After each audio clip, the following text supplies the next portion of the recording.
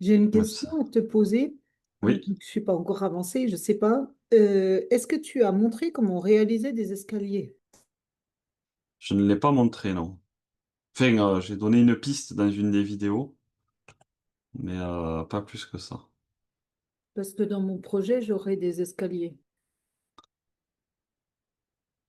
Alors, la version la plus simple de faire des escaliers dans SketchUp, c'est encore d'aller les récupérer dans la fenêtre d'extension.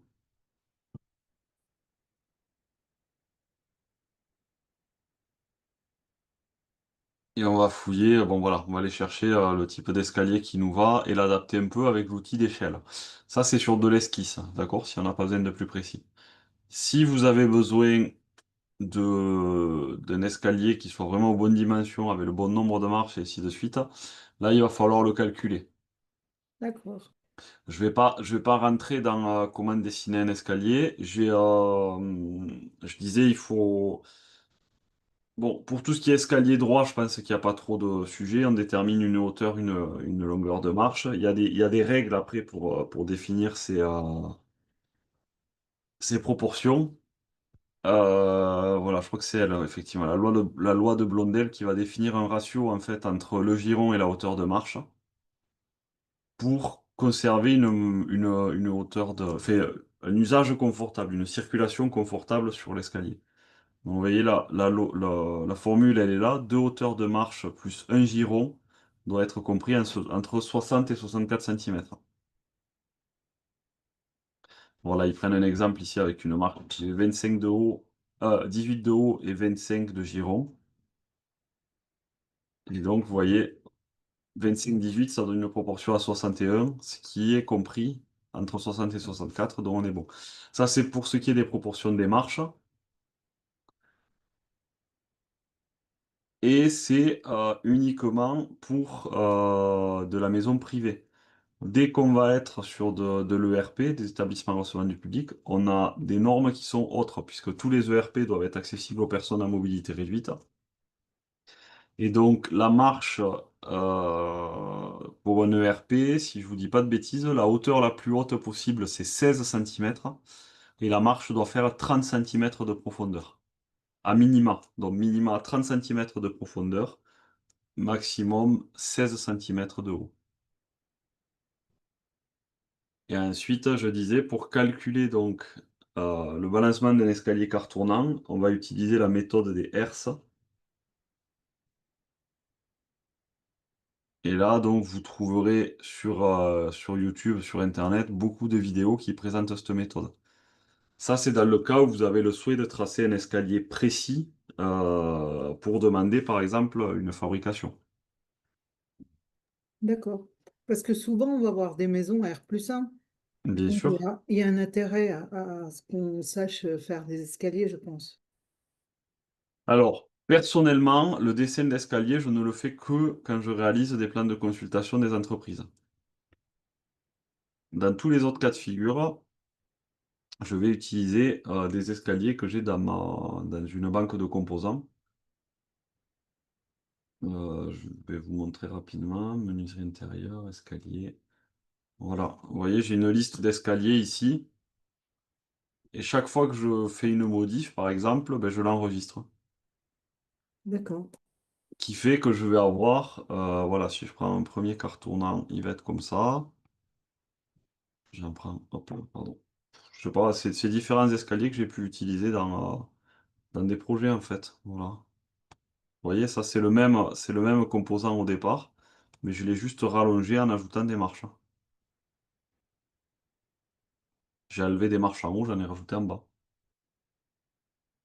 Et ainsi de suite. Bon voilà, ces différents escaliers que j'ai pu utiliser sur des modèles, mais je vais systématiquement les sauvegarder de sorte à les avoir sous la main quand je veux redessiner. Et comment tu as rajouté des marques justement sur le... Allez, je vous montre. Donc là, c'est des composants, c'est pas moi qui les ai dessinés au départ, je les ai récupérés sur la banque de données en ligne. Je vais rentrer dans mon escalier ici. Je vais sélectionner le dessus de marche et la contre-marche. Je vais prendre l'outil déplacer.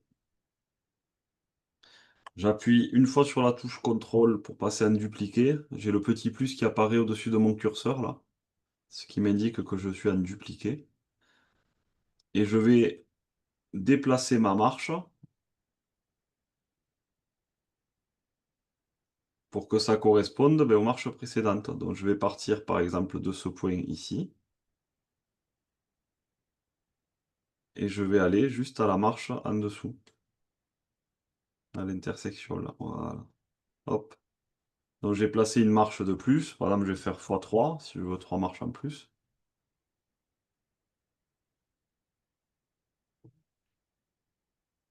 Et pour finir, je vais devoir, allez, je vous montre un petit truc. Je vais devoir ramener mon limon ici, mes limons latéraux, je vais devoir les ramener en bas. Donc je vais effectuer ben, la même manip, mais du coup sur une, 2, 3, 4 marches. Je vais lui dire, je me déplace d'ici. Hop, oui, j'allonge mon limon. Et je vais arriver au même endroit. Alors là, je ne peux pas le trouver directement, donc je vais lui montrer l'arête qui est ici. J'appuie sur la flèche du bas pour m'aligner sur cette arête. Voilà, et comme ça, je verrouille mon déplacement. Et je vais le ramener sur le nez de la marche là. Voilà. Et là, j'ai prolongé mon limon. Ok. C'est des techniques un petit peu plus avancées, ça, mais avec un petit peu d'entraînement, ça se fait, quoi.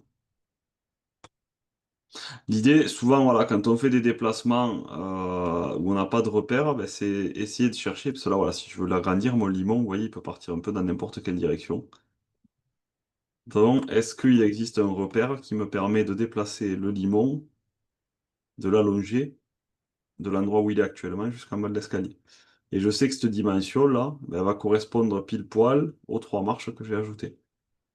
Donc, je pars d'un point qui est équivalent à la position du limon actuel, et je vais aller chercher un point 3 marches plus bas. Tac.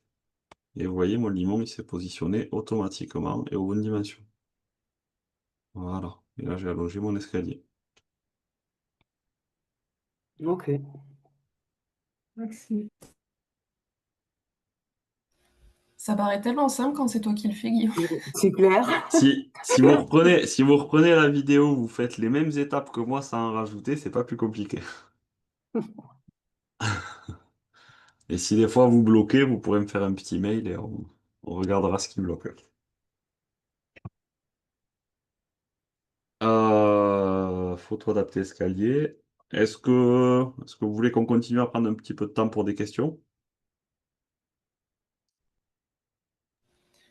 Moi, j'ai pas de questions particulières. Ouais, pareil. Allez.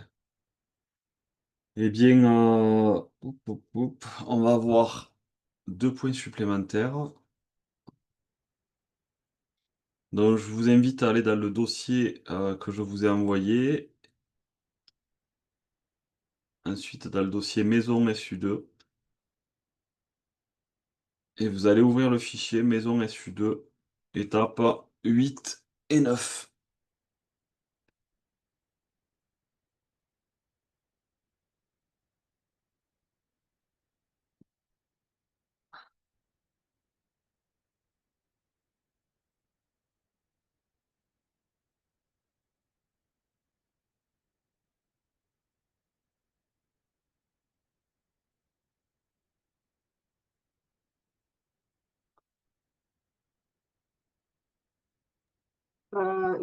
J'ai une question en fait. À chaque fois que j'ouvre un nouveau fichier, j'ai Ouais, le petit plugin du Nord là qu'on a téléchargé hier, ouais, qui reste en espèce de petite vignette qui est au milieu de l'écran en fait. À chaque fois, je suis ouais. obligée de le remettre.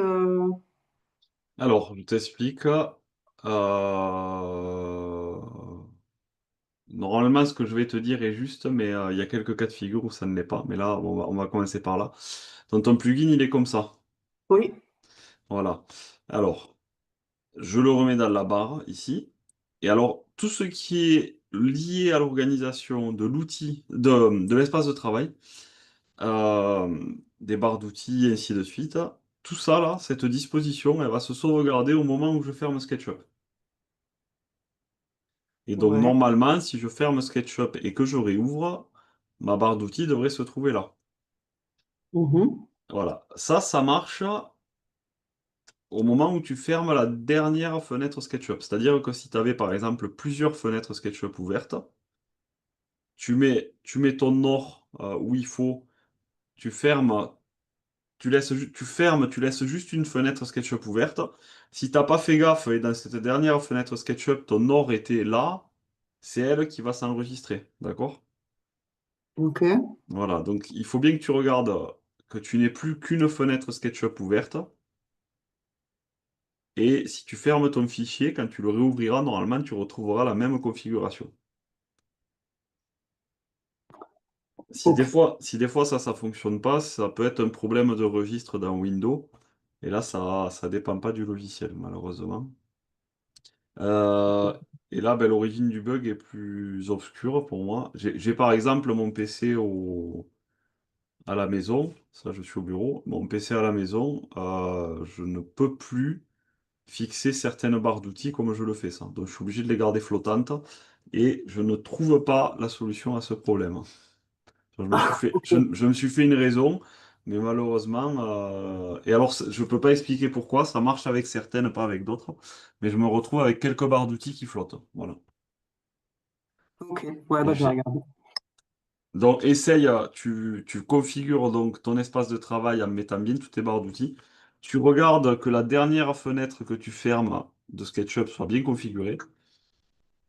Et normalement, tu devrais retrouver cette configuration à l'ouverture. Bah, c'est ce que j'ai fait là, j'ai enregistré, j'ai fermé, puis je vais réouvrir. Mhm. S'il veut bien.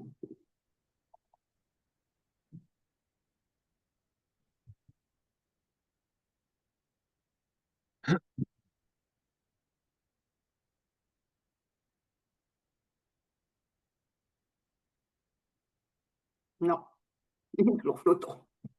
Ok. Bon, là, effectivement, c'est un problème qui ne doit pas venir du logiciel, donc malheureusement, je n'aurai pas la réponse. Ok, non, bah, c'est pas grave. Euh,